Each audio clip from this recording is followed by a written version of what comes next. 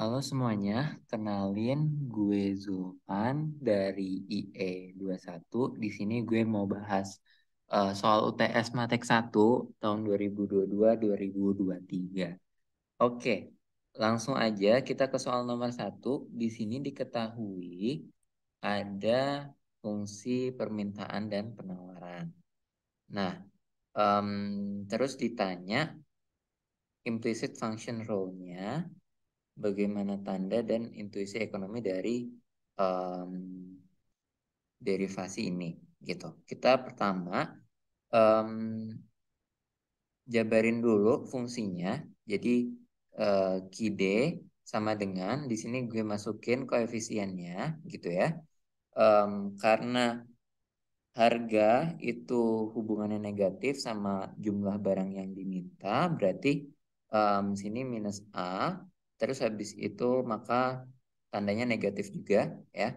Terus habis itu G ini di sini melambangkan harga barang substitusi yang mana apa tandanya hubungannya positif dengan jumlah barang yang diminta gitu. Makanya di sini juga nilainya positif lebih dari 0. Sementara untuk jumlah barang yang ditawarkan dengan harga ini hubungannya positif ya, makanya lebih dari 0. Dan untuk eh, harga barang input tuh negatif karena ketika harga barang inputnya semakin tinggi maka jumlah yang ditawarkan semakin rendah. Ini. Oke. Nah, terus dari sini kita bisa buat implicit functionnya dengan memindahkan seluruh variabel ke salah satu ruas.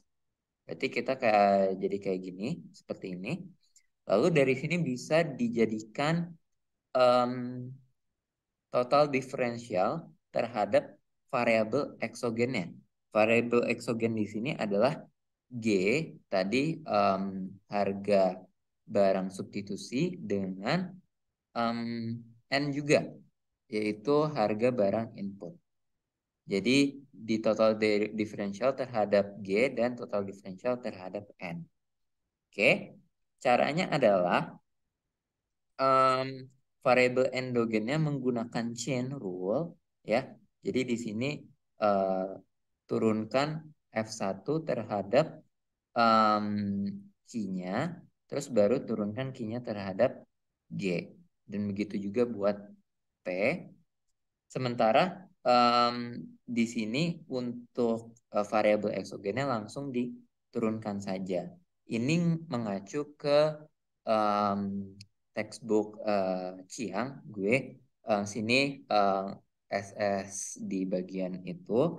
Di sini Y ini sama dengan fungsi dari X1, X2, U dan V.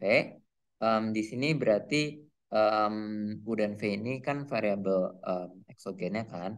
Dan eh, sebenarnya awalnya ini mereka juga dibuat channel seperti ini, tapi ternyata karena eh, V-nya ini eksogen, berarti dV per du ini konstan, dan du per du ini sama dengan 1 kan.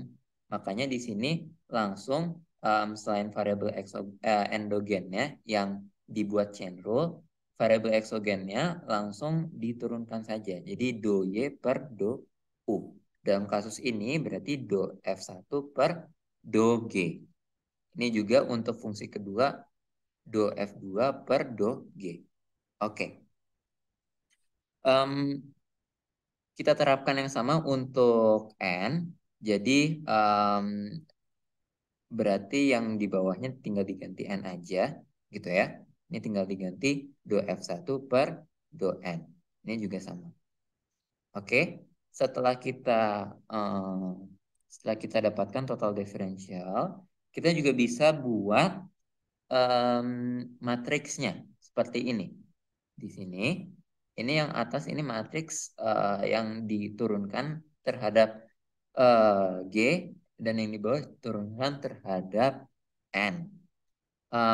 Kalau kita lihat di sini, eh, ini yang di tengah sini adalah matriks vektor gitu. Jadi di sini variabel endogennya diturunkan terhadap si eh, G, variabel G gitu ya.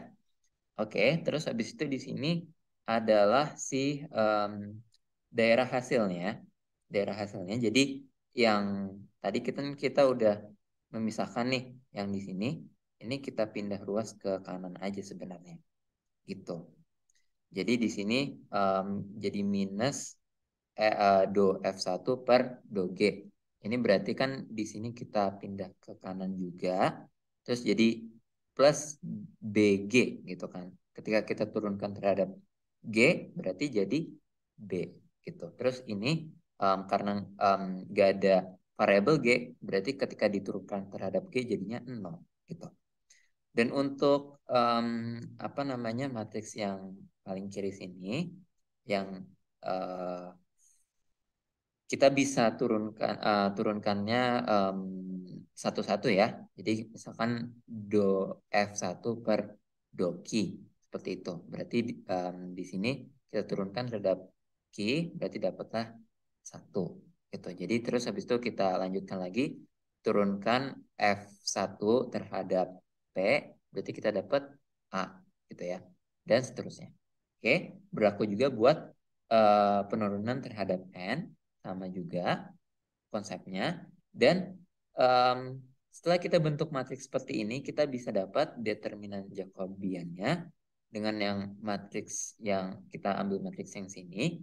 Seperti itu, dari determinan Jacobiannya adalah kita bisa dapat sebesar minus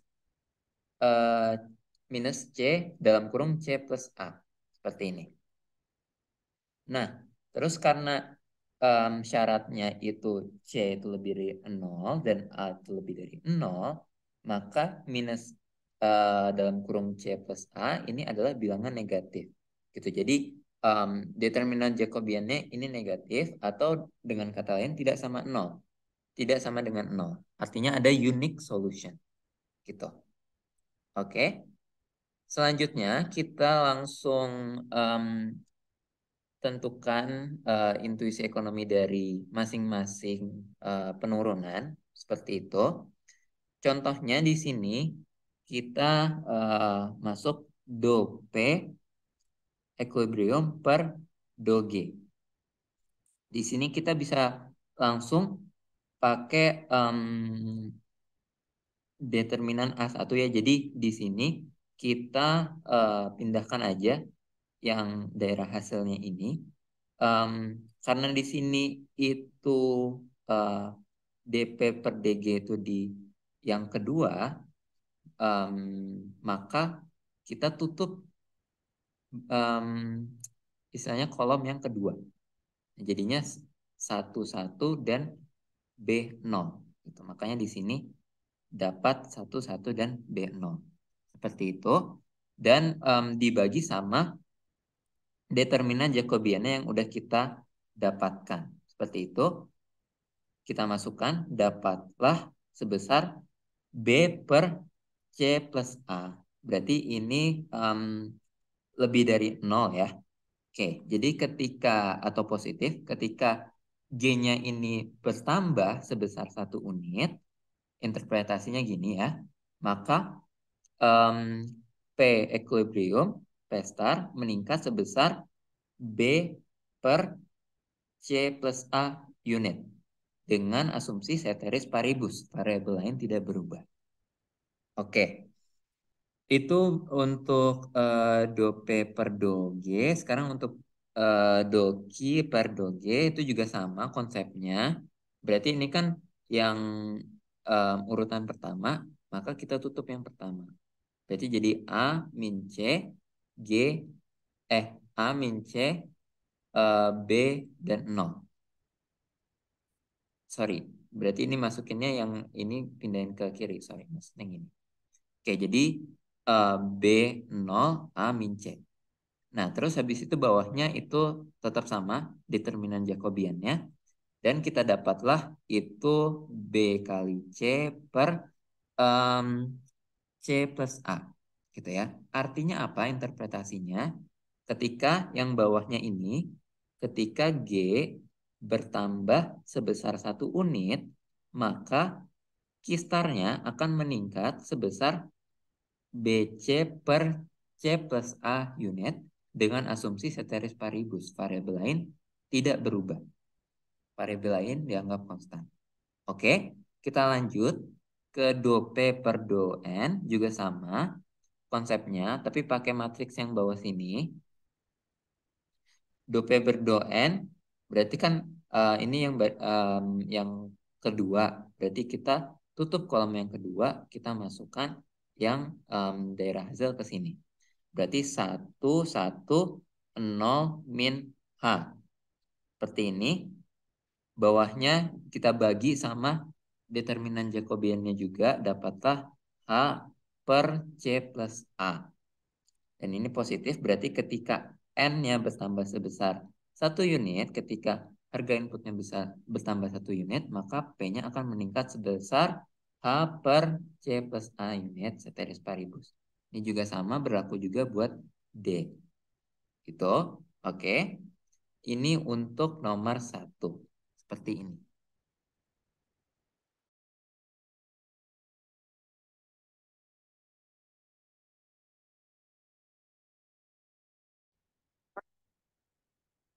Oke, kita lanjut ke nomor 2 ya teman-teman.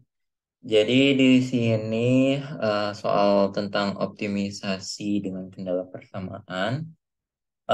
Diketahui di sini ada fungsi TR-nya dan ada eh, tentang anggaran gaji penelitinya atau constraint-nya gitu ya teman-teman. Terus sekarang langsung aja di A ditanya rumuskan problem maksimisasi perusahaan beserta fungsi kendalanya. Yaudah kita masukin aja ya. Jadi fungsi objektifnya ya kita berusaha untuk maximize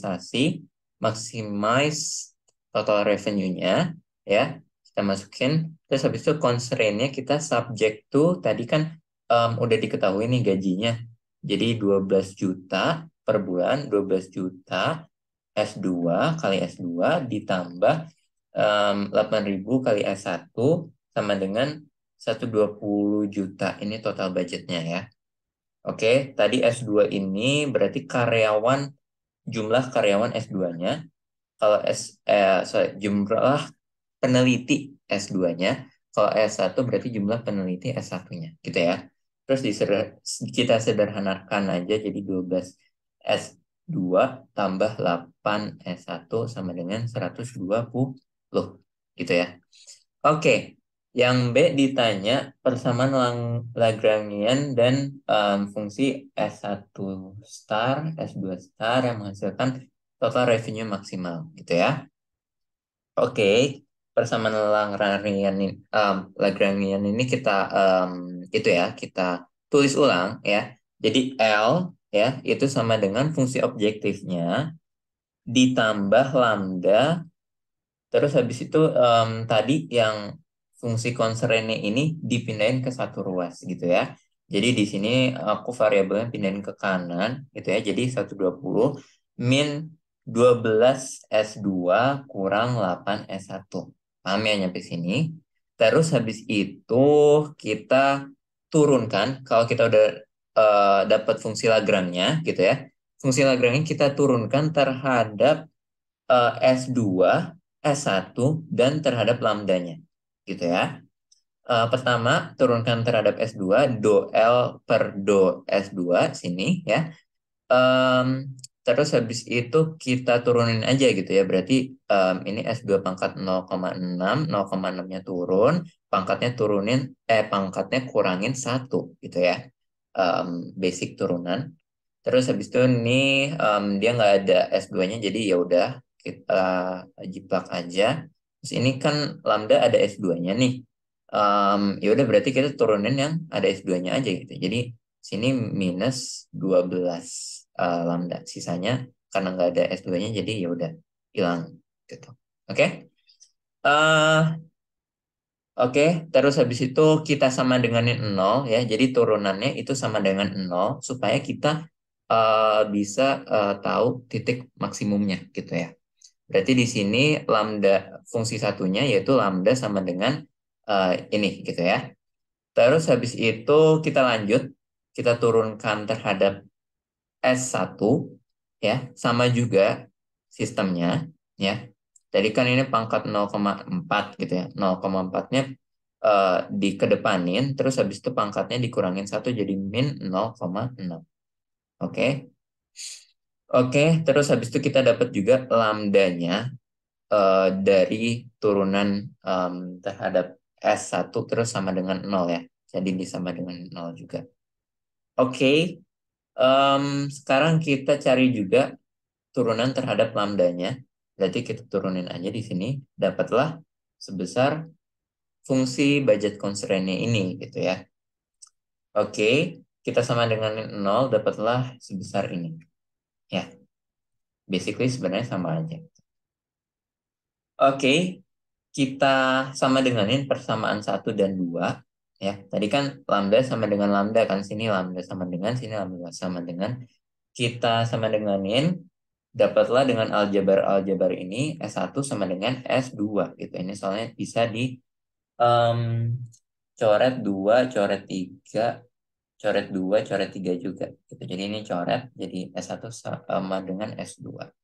Oke, terus habis itu dari persamaan 4 ini kita dapat gitu ya. Kita substitusiin gitu ya ke persamaan 3 ya, karena kita mau nyari em, apa namanya? Sebentar. Kita mau nyari S1-nya berapa, S2-nya berapa gitu kan. Berarti ini 12 S2 plus 8 S1 sama dengan 120. Karena S1 sama dengan S2, S2-nya ini kita bisa ganti jadi S1. Dapatlah S1-nya itu 6 dan S2-nya ini juga 6 karena dia sama. Oke, kombinasi penelitinya jadi hasilnya jangan lupa dibikin konklusi atau kesimpulan. Terus total revenue-nya kita tinggal masukin aja gitu kan dari S1 sama S2-nya ini. Ini akan menghasilkan total revenue yang maksimum gitu ya. Jadi itu titik maksimumnya di situ. TR maksimum sebesar 6 di sini. Oke? Oke. Oke, kita lanjut lagi. Yang nomor 2 bagian B ya teman-teman. Jadi di sini ditanya bordered Hessian matrix ya. Bordered Hessian matrix gunanya buat apa? Nanti kita buat intinya simpelnya nentuin dia ini udah memenuhi syarat maksimisasi atau belum gitu. Kalau udah nanti Hessian determinantnya itu harusnya lebih dari 0. Nah, cara buat Hessian matrixnya gimana? Kita ini ada template-nya gitu teman-teman. Jadi emang kayak gini. Tapi kita perlu step pertama cari dulu constraint-nya gitu ya. Constraint-nya tadi kita udah nemu ya, gajinya itu kalau buat S1 itu kan S2 12 juta, S1 8 juta. Terus kita sederhanain kan di bagian sebelumnya. Jadi gaji S2 itu 12, gaji S1 8 gitu ya. Terus ditanya Hessian matrix kan. Ini kita udah bisa masukin yang GS2, GS1. Nah, terus habis itu kita juga perlu cari yang ini gitu ya. Oke, cara nyarinya gimana? Ini maksudnya LS2, LS2 ini apa? LS1, LS1 ini apa gitu ya. Terus habis itu ini juga apa? Jadi gini, eh cara nyarinya itu lihat dari fungsi objektifnya ya, TR-nya gitu ya. TR-nya kan kayak gini nih. Terus kalau misalkan ditanya LS2, LS2 berarti gimana? Berarti yang S2 ini kita turunin 2 kali gitu ya. Turunin 2 kali berarti 0,6 ke depan gitu ya. Terus dikurang 1 jadinya minus 0,4. Diturunin lagi minus 0,4-nya kurang 1 lagi jadi minus 1,4 gitu ya. Jadi ini pangkatnya minus 1,4, tadi 0,6 diturunin di sini. Terus habis itu minus 0,4 tadi juga turun ke sini. Jadi S2-nya diturunin 2 kali. S1-nya gimana? Tulis ulang aja karena ini kan perkalian ya. Terus tadi di sini nggak ada unsur S2-nya lagi. Oke? Dapatlah sebesar minus 0,04. Ya, oke. Terus buat LS1, LS1 juga sama ya konsepnya. Gitu ya. Oke. Sekarang LS1, LS2 berarti kayak gimana? LS1, LS2 berarti kita em, S1 S2 berarti kita turunin S1-nya ya, turunin S1-nya. Berarti kan ini 0,4 nih. Diturunin, sorry banget gue nggak tulis panjang itu. Jadi ini turun jadi 0,04 gitu kan. Terus habis itu ini jadi dikurang 1 jadi minus 0,6 gitu. Terus habis itu kita juga turunin S2-nya gitu ya. Jadi di sini 0,6 diturun ke bawah gitu ya. Jadi ini kali 0,6 makanya di sini 0,24 gitu ya. Terus habis itu 0,6-nya kita kurangin 1 jadi minus 0,4 gitu pangkatnya ya.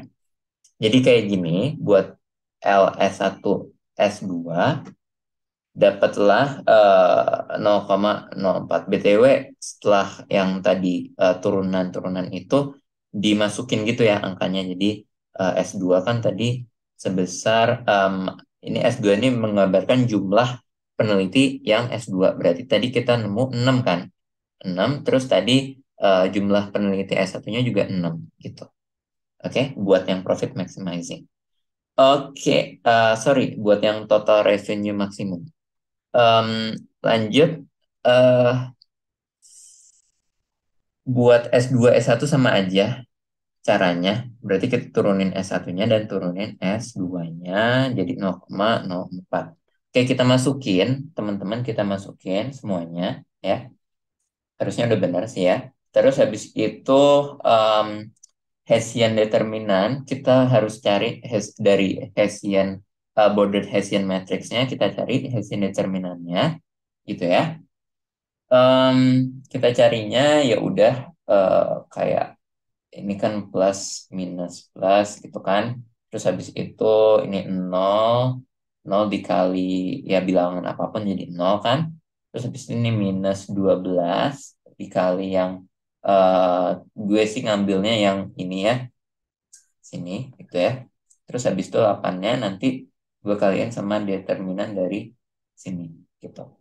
Oke, terus dapatlah Hessian determinannya sebesar 16, gitu ya. Sebesar 16, jadi di sini lebih dari 0, gitu ya. Ini lebih dari 0, berarti artinya dia memenuhi eh, memenuhi second order sufficient condition istilahnya untuk maksimisasi tadi TR-nya. Karena apa? Karena Hessian determinannya di sini lebih dari 0. Ya, ini fungsi maksimisasi ya. Kalau nanti yang ditanya mungkin nanti ada kasus lain tentang minimisasi, berarti Hessian determinannya harus kurang dari 0. Gitu. Sebenarnya nanti ada lagi konsep yang namanya positive definite sama negative definite, tapi di sini gue masih ragu-ragu, jadi nggak gue masukin saat. Oke, terakhir yang ditanya apakah fungsi TR homogeneous degree 1. Oke, jawabannya di sini kita harus em, intinya apakah kita dengan mengalihkan em, mengalihkan S2 dan S1 sebesar suatu suatu proporsi gitu ya. Dalam kasus ini lambda, maka total revenue akan dikali lipat sebesar proporsi tersebut gitu. Jadi intinya kalau kita misalkan biasanya kan orang ngujinya dengan kaliin dua gitu ya. Kita dengan suatu bilangan namanya lambda gitu. Jadi kalau misalkan S1 sama S2 kita kalikan kita naikkan 2 kali lipat lebih besar, apakah total revenue akan naik 2 kali lipat lebih besar juga gitu. Intinya sebenarnya kayak gitu. Cuma kayak kita pakai suatu bilangan, suatu proporsi namanya lambda di sini, dinotasikan lambda. Oke, kita masukin, berarti di sini tinggal dimasukin aja lambdanya. Oke, terus tetap pangkat 0,6, S1-nya dimasukin lambda kali S1 pangkat 0,4. Terus habis itu kita masukin, dapatlah lambdanya itu kita bisa satuin ya karena di sini lambda 0,6 kali lambda 0,4 pangkatnya kita tambahin jadi lambda. Terus ini fungsi awalnya kan, fungsi TR-nya kan. Jadi artinya eh, lambda-nya sama dengan lambda kali total revenue-nya gitu hasil akhirnya. Ketika kita mengalihkan eh, tiap variabel jumlah penelitinya sebesar lambda gitu. Jadi fungsi objektifnya adalah homogeneous degree one karena multiplikasi tiap variabel dengan lambda merubah nilai fungsi dengan multiplikasi sebesar lambda. Itu artinya sih itu sebenarnya. Oke, clear ya untuk nomor 2. Oke, lanjut ke nomor 3. Em, di sini menurut gue pribadi ya, ini bagian yang relatif lebih sulit di tahun ini. Oke, jadi harus diperhatikan baik-baik. Ini optimisasi dengan kendala ketidaksamaan. Diketahui, jadi di sini ada periode puncak atau dinamakan peak period. Sini P1 sama dengan 200 min 0,1 Ki 1 kita tulis ulang persamaannya. Dan di sini juga ada off peak period atau periode sepi gitu ya. Jadi harganya beda ketika dia rame, ketika periode puncak sama ketika lagi sepi nih permintaannya gitu ya. Terus habis itu ada juga variable cost-nya ya, variable cost-nya 20 per unit ya, berarti 20 ki gitu ya. Terus habis itu di sini ada biaya kapasitas ya. C di sini 10 per unit dibayar sekali saja digunakan tahun kedua. Oke, jadi total um, oke gitu ya. Terus profit maximization-nya gimana ya? Sini kan ditanya atau rumuskan problem maksimisasi dengan kendala ketidaksamaan. Tulis objective function-nya. Objective function-nya berarti itu profitnya ya. Profitnya adalah TR kurang TC kan. Ya, artinya kita kalikan revenue di saat dia peak period itu berapa, ditambah revenue di saat off period. Berarti P1 dikali Q1 ya, ditambah P2 dikali Q2 saat dia off peak ya. Nah, terus dikurangi sama total cost-nya. Total cost-nya sebesar apa? Berarti sebesar variable cost-nya ya, dikurang juga sama sebesar biaya kapasitasnya ya, capacity cost-nya gitu ya. C kali K. Oke, paham? Oke. Terus constraint-nya apa? Constraint-nya pertama di sini Q1-nya itu kurang dari sama dengan K. Terus habis itu Q2-nya juga sama. Jadi di sini K-nya ini istilahnya eh, disatuin ya. Jadi Q1 plus Q2 dia kurang dari sama dengan K. Terus habis itu Q1, Q2, dan K itu nilainya harus lebih dari atau sama dengan nol. Gitu ya. Jadi nggak bisa negatif ya, quantity dan K-nya itu. Oke, buat yang B, dicari Kuntaker condition-nya. Kuntaker condition-nya berarti kita tadi fungsi fungsi objektifnya gitu ya. Kita tulis ulang. Kan ditulis ulang nih fungsi objektifnya. Ditambah lambda kali di sini K min Q1. K min Q1 karena tadi constraint-nya kita pindah ruaskan saja gitu ya. Jadi Q-nya dipindahin ke kanan. Oke? Jadi K minus Q1 terus ada lambda 2 adalah K minus Q2. Oke? Gitu. Em, terus dapatlah ini L-nya ya, si diagramnya. Terus kondisi kantakernya gimana? Kondisi kantakernya adalah em, kita turunin kita turunin terhadap Q1, Q2 sama K sama lambda 1 dan lambda 2 gitu. Jadi kita turunin terhadap semua variabelnya itu gitu ya. Kecuali P. Oke. Karena P-nya udah tahu. Oke, kita kita coba masukin ya. Jadi yang P1-nya, oh ya, gue lupa jelasin lagi. Jadi P1-nya tadi kita masukin dari yang fungsi demand-nya itu. Gitu.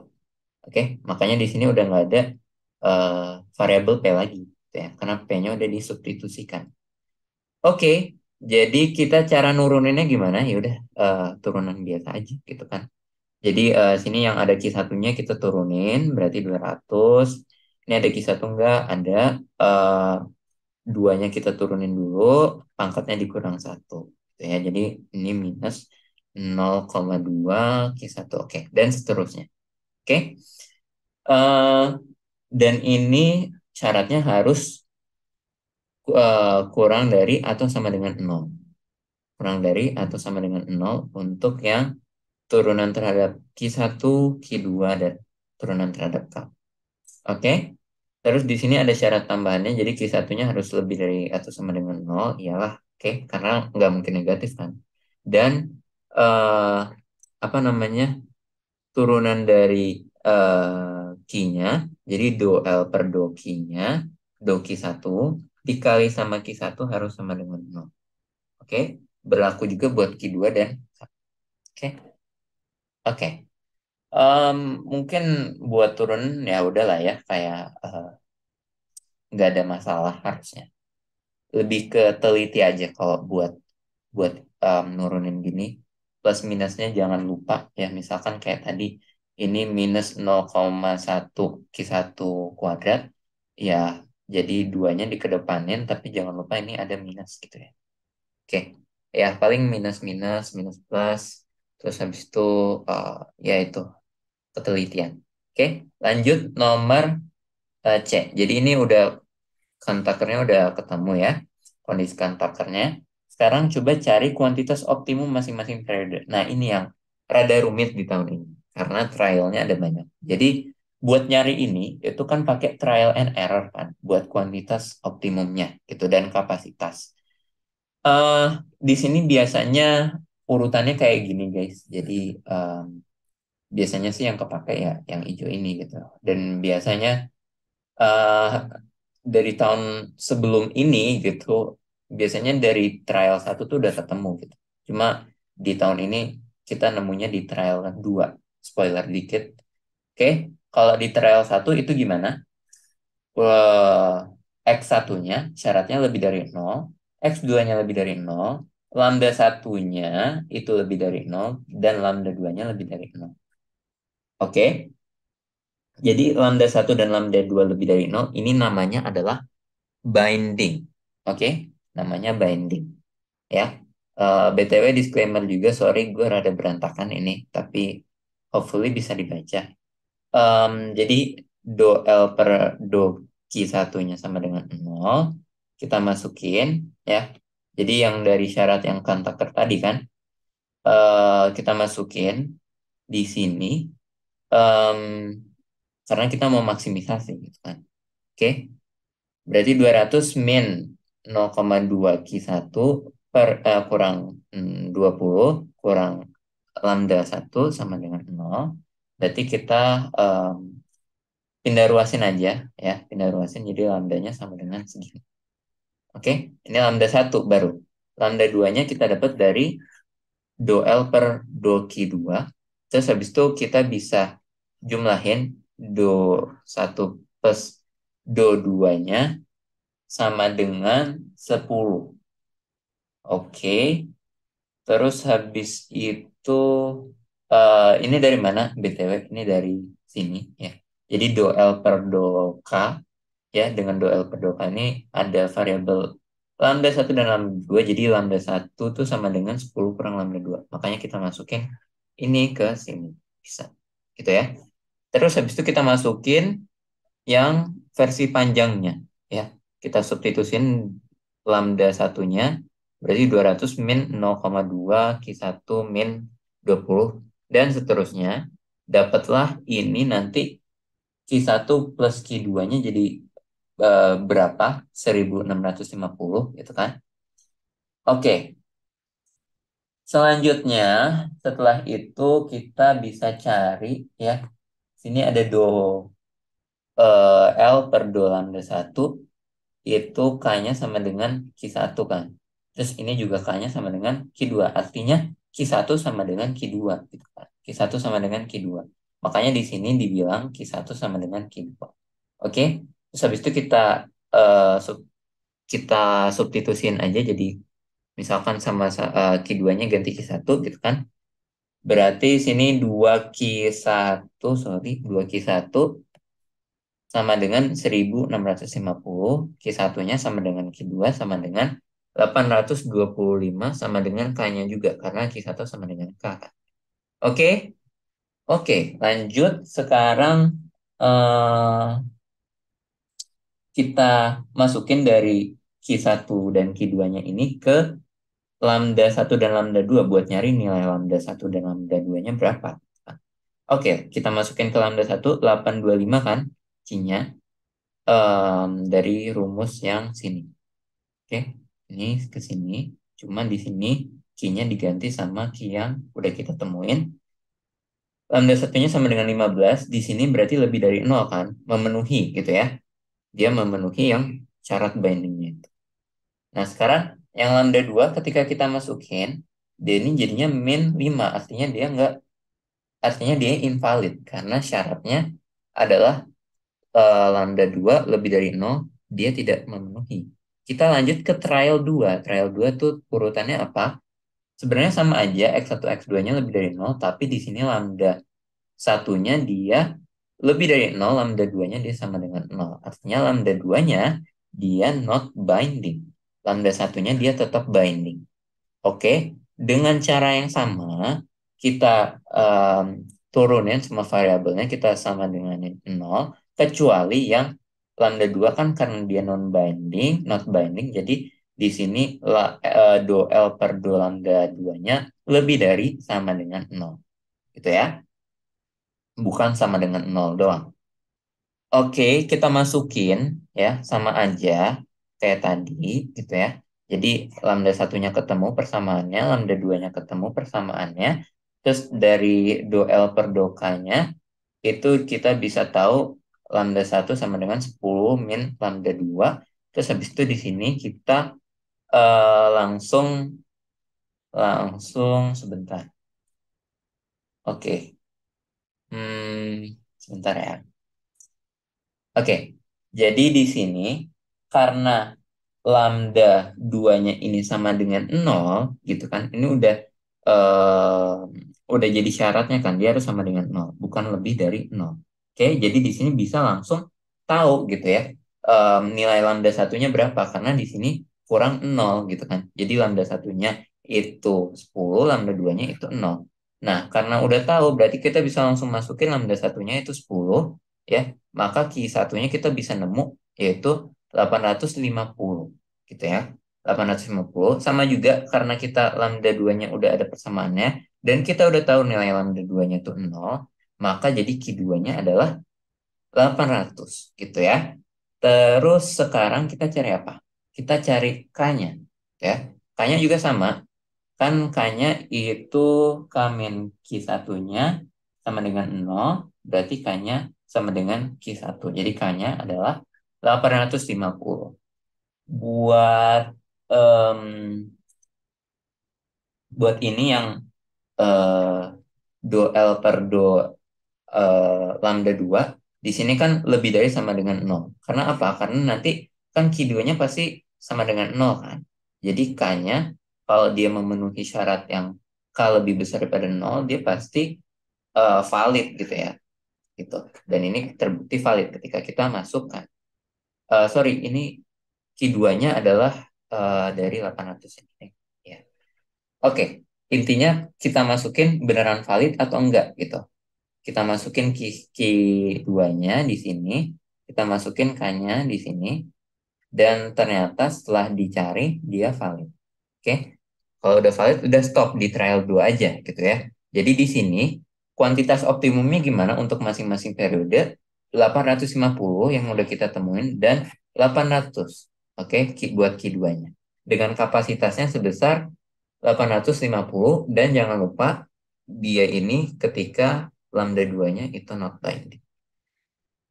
Oke, eh, mungkin itu aja buat nomor 2. Harusnya buat nomor 3 ada lagi deh. Yang sorry sorry, yang bagian D ya. Jadi mengacu pada jawaban C, berapa nilai optimum lambda 1 dan lambda 2? Tadi kan udah kita cari ya. Jadi tadi sebenarnya agak sekalian aja sih di satu bagian. Jadi di sini itu optimumnya di lambda satunya 10, lambda 2-nya 0. Nah, jangan lupa mention keyword ini. Jadi lambda 1 dia karena lebih dari 0 dia binding. Karena lambda 2 sama dengan 0 dia not binding. Oke. Jangan lupa kalau bisa interpretasinya juga artinya market satu yang peak period menanggung seluruh biaya kapasitas sebesar 10, sementara market 2 yang off peak period yang sepi tidak menanggung biaya kapasitas sama sekali. Gitu ya, interpretasinya. Mungkin itu guys buat nomor 3. Thank you sudah menyimak. Oke, kita langsung lanjut aja ke soal nomor 4. Jadi, di sini diketahui, teman-teman, ada fungsi demand dan fungsi supply ya di sebuah pasar persaingan sempurna. Nah, yang di bagian A, kita disuruh cari harga dan kuantiti keseimbangan dari persamaan itu gitu. Nah, ya udah kita cari aja. Eh, Pertama kita tulis ulang fungsi demand dan supply-nya. Terus habis itu kita sama denganin karena harga demand sama dengan harga supply di titik equilibrium. Kita masukin dengan sedikit aljabar ya. Lalu kita dapatlah ini. Kita langsung aja ke sini. Jadi ini Q minus 25 dikali Q minus 36 gitu. Nah, dari sini berarti kan kalau dia sama dengan 0 berarti antara yang Q minus 25 sama dengan 0 atau Q minus 36 sama dengan 0. Nah, kita berarti akar dari persamaan itu adalah Q1 sama dengan 25, Q2 sama dengan 36. Nah, di sini teman-teman ambil aja yang paling rendah yaitu Q1 gitu ya. Jadi Q keseimbangan, Q equilibrium sama dengan 25. Masukin ke fungsi terserah sebenarnya fungsi demand atau supply-nya ya. Di sini aku masukin ke fungsi demand-nya, dapatlah P-nya sama dengan 25 juga gitu. Terus jangan lupa buat kesimpulannya. Oke, lanjut lagi. Yang B di sini ditanya consumer dan producer surplus. Berarti di sini kita coba ya. Ingat consumer surplus ini apa definisinya? Yang di bawah kurva demand dan di atas harga keseimbangan, teman-teman. Berarti area yang di sini. Oke, cara nyarinya gimana? Kita integralkan kurva demand-nya, integralkan fungsi demand-nya supaya kita dapat area di bawah sini. Gitu. Jadi ini seluruh area ini adalah area integral dari kurva demand sampai ke titik Q sama dengan 25. Gitu ya. Terus habis itu dikurang sama P kali Q. P kali Q ini adalah yang di sini 25 dikali sama 25 sebesar kotak ini. Gitu. Jadi kita akhirnya bisa tahu selisihnya sebesar consumer surplusnya yang kita pengen cari gitu. Terus habis itu kita integralkan 50 min Q dq minus 25 kali 25 dapatlah hasilnya itu sebesar 312,5 consumer surplusnya. Kita masuk ke produsen surplus. Produsen surplus definisinya apa? Di atas kurva supply, di bawah harga keseimbangan. Berarti di sini, gitu ya. Cara nyarinya gimana? Kebalikan dari yang tadi, berarti kita cari dulu kotaknya, terus habis itu kita kurangin sama area di bawah kurvanya, yaitu integral dari kurva supply sampai ke key equilibriumnya, gitu ya. Berarti P kali Q 25 kali 25 ya buat nyari kotak fullnya ini dikurangin sama area di bawahnya gitu ya. Berarti integral dari 20 plus akar Q dq. Berarti sebesar ini gitu ya. Nanti kita dapat hasil sebesar selisihnya atau sebesar percent surplusnya. Berarti dapatlah setelah kita cari jadi 41,7 gitu teman-teman. Oke. Terus habis itu kita bisa cari juga nanti total welfare-nya atau em, total surplus dari consumer dan produsen surplusnya, total kesejahteraannya lah istilahnya. Berarti ya udah kita tambahin aja consumer surplusnya 312,5 tambah producer surplus 41,7. Jadi hasilnya 354,2 ini sebesar area sini surplusnya gitu. Jangan lupa dibuat kesimpulan juga. Lanjut lagi yang C. Di sini kalau teman-teman lihat soalnya diketahui ternyata produsen ini berkolusi gitu. Berkolusi berarti bukan persaingan sempurna lagi ya. Dan kuantitinya di set sebesar 16 gitu. Terus habis itu harganya berapa yang dihadapi konsumen. Terus habis itu surplus produsen dan surplus konsumennya berapa gitu. Kita carinya gimana? Langkah pertama kita cari, kan tadi kita udah nemu Q ya dari soalnya. Kita cari P-nya gitu. Cari P-nya, kita masukin ke fungsi demand-nya. Karena kita mau nyari harga yang dihadapi oleh konsumen gitu ya, harga yang dihadapi oleh konsumen. Oke, kita masukin 50 min key-nya key-nya diganti sama 16, dapatlah harga yang dihadapi konsumen sebesar 34. Itu harga keseimbangannya gitu ya. Terus habis itu kita cari kembali consumer surplus-nya, itu gimana cara nyarinya? Ini gambarnya aku taruh di sini ya, nggak apa-apa ya teman-teman ya. Jadi, ini kan kuantitinya 16 nih sekarang. Berarti consumer surplus ingat tetap definisi yang lama, di atas harga keseimbangan, di bawah kurva demand gitu ya. Harga keseimbangannya yang baru ya, karena sekarang keseimbangannya harganya 34 gitu. Maka kita areanya surplus konsumen sebesar kecil segitiga ini gitu.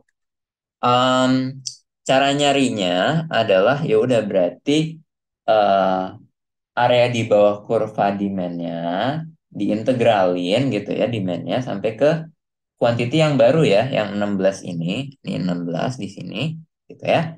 Terus habis itu em, apa namanya dikurangin sama sebesar kotak gede ini gitu ya. Berarti harga baru dikalikan sama quantity baru gitu. Oke, jadi 34 kali 16. Oke? Dapat logiknya berarti kita bakalan nemu area hijau ini gitu. Area hijau ini sebesar 128. Oke. Production surplusnya yaitu berarti kebalikan aja. eh Sebesar tadi berarti kita nyari kotaknya dulu ya. Kotak gedenya baru kita kurangin sama area di bawahnya yaitu integralnya. Oke. eh Berarti 34 kali 16 dikurangin sama em, integral dari 20 plus akar Ki deki. Jadi sebesar ininya, nanti kita dapat kuningnya sini. Gitu. Yaitu sebesar 181,3. Oke. Jadi producer surplusnya kalau teman-teman bandingin, dia bakal lebih gede ya. Karena ya berkolusi. Consumer surplusnya bakal jauh lebih kecil. Oke. Total welfare-nya gimana? Total kesejahteraannya kita tambahin, kita jumlahin dari surplus yang baru dapatlah 309,3. Kalau teman-teman lihat itu jumlah total surplusnya itu jadi berkurang, teman-teman. Ya. Jadi di sini ada yang tadinya itu surplus tapi ternyata sekarang itu udah enggak jadi kesejahteraan lagi, udah nggak jadi surplus lagi. Nama lainnya adalah dead weight loss atau kesejahteraan yang hilang. Gitu. Makanya di sini total kesejahteraannya itu lebih besar yang ketika pasar persaingan sempurna itu. Tapi di sini disimpulkannya kalau waktunya mepet ya udah hasilnya aja. Oke, sekarang terakhir yang D em, itu ditanyakan ketika jadi monopolis gitu. Jadi monopolis, kita tentuin sendiri dong quantity yang memaksimumkan profit kita gitu ya. Karena kita monopoli, satu pihak penjual doang. Gitu. Cara nyarinya gimana? Ya udah pertama kita nyari eh, dari apa namanya, kita nyari ketika MR sama dengan MC gitu, karena kita mau profit maksimum kan. Oke, cara nyarinya kita udah nemu fungsi demand kan. Fungsi demand itu kan sebenarnya sama dengan AR ya teman-teman ya. Oke, makanya di sini aku sama denganin. Terus habis itu untuk nyari total revenue-nya berarti AR-nya dikali sama Q-nya. Average revenue-nya dikali sama Q-nya. Kan jadi total revenue gitu kan. Dapatlah fungsinya, kita turunkan gitu ya. Turunan pertamanya adalah MR-nya kan. Jadi dapatlah 50 min 2Q. Untuk MC-nya adalah si kurva supply-nya ini gitu ya. Supply pasarnya ini karena tadi jumlah penjualnya cuma satu gitu ya. Sebesar 20 plus akar Q yang di fungsi yang di soal. Oke, kita sama denganin. Terus dengan aljabar dapatlah sebesar Q keseimbangannya sebesar 13,18. Ini udah dibulatkan juga. Kita substitusi ke Q-nya yang kita dapat ini ke fungsi demand supaya kita tahu tadi harga yang dihadapi oleh konsumennya atau harga keseimbangannya gitu ya. Yaitu sebesar 36,82. Oke, dapat ya. Jadi tadi kita udah dapat key keseimbangan yang baru, yang profit maximizing. Terus habis itu sekarang kita juga dapat 36,82 yaitu harga keseimbangan barunya. Sekarang kita nyari consumer surplus dan producer surplusnya. Cara nyarinya gimana? Consumer surplusnya sama aja kayak tadi ya, yang di bawah kurva demand sampai ke titik yang quantity maximizing, um, profit maximizing gitu ya. Terus habis itu di atas harga keseimbangan. Berarti sebesar hijau yang ini gitu ya. Oke, cara nyarinya sama, berarti integral dari kurva demand-nya, terus habis itu dikurang sama P kali Q yang segi 4 ini. Oke, dapatlah sebesar 86,85.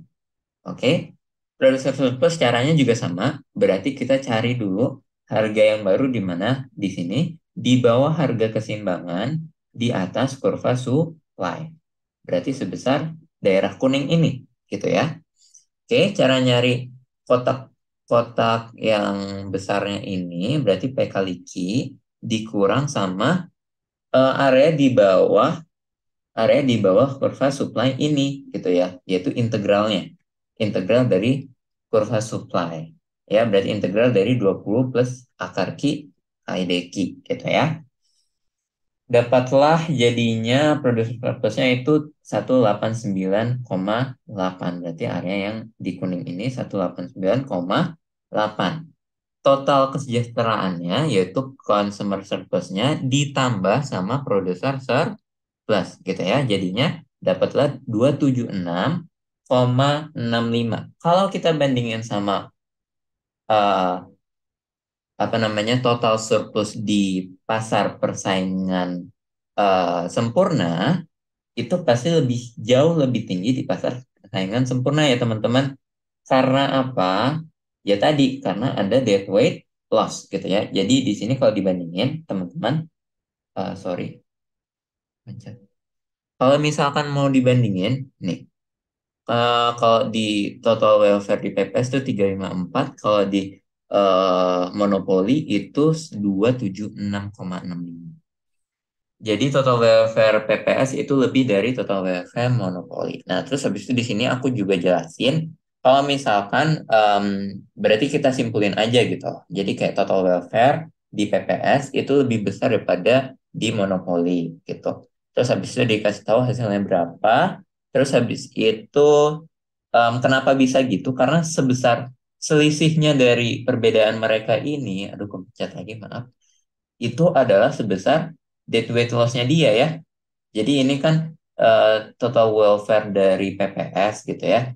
Tapi sekarang ketika dia monopoli, dia produksinya di sini, dia dapat apa namanya harga yang dihadapi konsumen segini, producer surplusnya naik gitu ya, tapi consumer surplusnya kurangnya gede banget gitu ya. Jadi ada dead weight loss atau kesejahteraan yang hilang sebesar yang area merah ini gitu ya.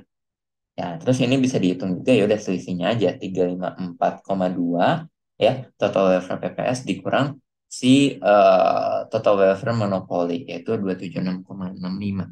Jadinya 77,56. Gitu ya teman-teman. Thank you banget udah nyimak penjelasanku, pembahasanku untuk UTS Matek 1 dan sorry banget kalau misalkan mungkin teman-teman nemu kekurangan atau apa gitu ya. Dan buat bahan materi em, itu juga bisa diakses ya di link berikut, teman-teman bisa cek sendiri. Dan mungkin aku akan tambahin juga materi-materi yang relevan juga buat perkuliahan. Thank you banget ya teman-teman udah dengerin. Gue Zulfan pamit undur diri.